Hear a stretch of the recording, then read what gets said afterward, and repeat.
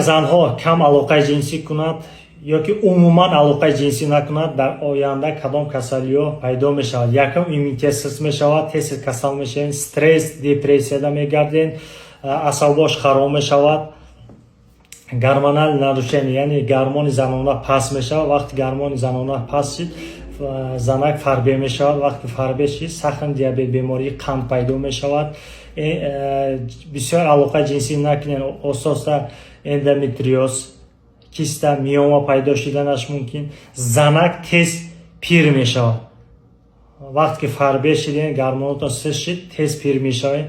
پیش ما سخن دیابت بیماری قند نگیرین اساسا بیماری دل پیدا می شود. ایشیمیا، اتروسکلروز، اینفارکت میوکارد، اینسولت شدنش ممکن.